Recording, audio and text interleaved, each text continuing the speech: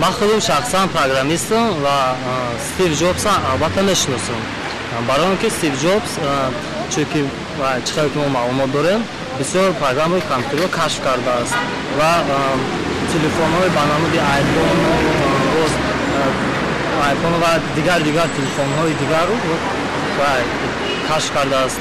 استیو جوبز این آدم اصلا شرکت اپل یعنی که شرکت اپل در امریکا می باشد. همین آدم یکمین مرتبه سال 1984 کامپیوتر با موشک استحصال کرده برآورده است و در عالم ترقیات کامپیوتری و اینترنت بسیار دیگرگونی کرده است.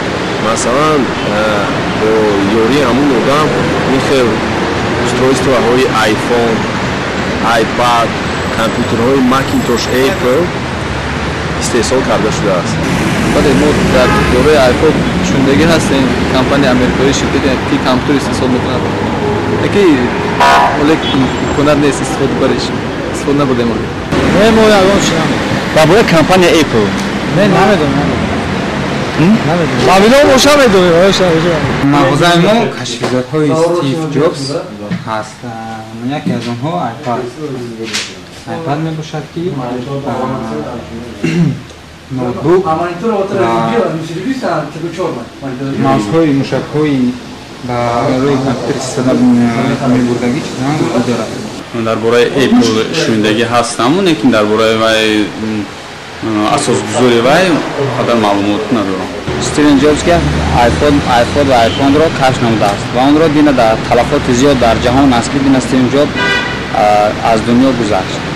البته تمام میدونم جوبز که از آدم‌ها میباشد که آیپد در تشکیل نه تنها آیپدی که کمپانی اپل یعنی آیفون آیپد یک چیزی بهترین است که ما رو در دور زمانه‌ای استفاده میبریم. هم چیزی نقض است و گفته اون که استفاده بری هم نه است. در زمان ما از اینترنت خیلی می‌بینیم که بسیار وای است شر و ضرور است. من نوتبوک هم جای نوتبوک رو همین عوض کرده است. مقصد که در ثمره دانشی استفاده می‌برد در خانه در ماشین یکی از چیزهای بهترین آیپد می‌باشد. ما